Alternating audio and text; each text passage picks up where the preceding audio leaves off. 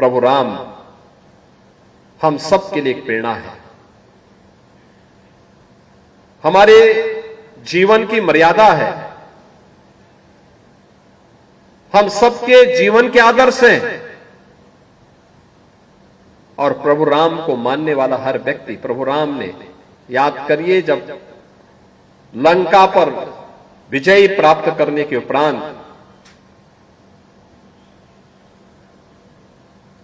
उन्होंने लक्ष्मण से कहा कि लक्ष्मण हमारा काम हो गया,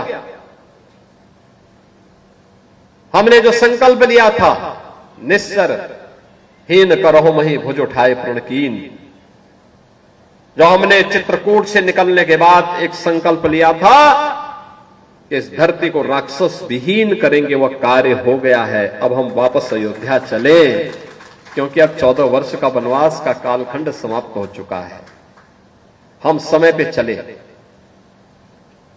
लक्ष्मण जी को लंका में थोड़ा थोड़ा मोह हो गया।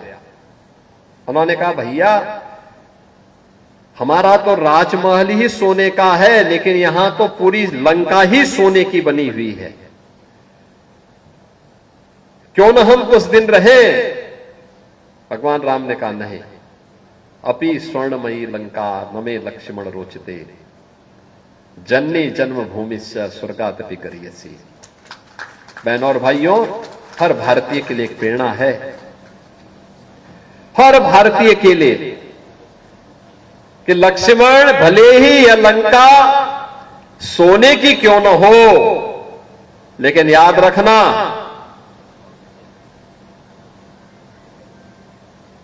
जननी और जन्मभूमि से बढ़कर के कुछ नहीं हो सकता है। यानी जिस मां ने जन्म दिया है और जहां हमने जन्म लिया है, उन दोनों से बढ़कर के कुछ नहीं हो सकता है। और इसलिए हमें लंका के मोह में नहीं पड़ना है। मैं यहां का राजा पहले विभीषण को बना चुका हूं, जाओ विभीषण का राज्याभिषेक करो और अयोध्या की तैयारी करो। प्रभु श्री राम के उन्हीं आदर्शों को मूर्त रूप देते हुए brigadier doctor PN Singh ji ने अपनी जन्मभूमि पर एक ग्रामीण सैनिक हॉस्पिटल का, सैनिक पब्लिक स्कूल का, सैनिक फार्मेसी कॉलेज का और सैनिक नर्सिंग कॉलेज और आईटीआई का निर्माण करके अपनी जन्मभूमि के ऋण से उऋण होने का एक अभिनव प्रयोग किया है, एक प्रयास किया है। उनके स्थूल्य प्रयास के लिए मैं इनको बधाई देता हूं। अगर हर पढ़ा लिखा व्यक्ति यह कार्य कर ले तो भारत फिर से वैभवशाली बनने से कौन रोक सकता है? कौन रोक सकता है? और यही हमारे जीवन का कर्तव्य है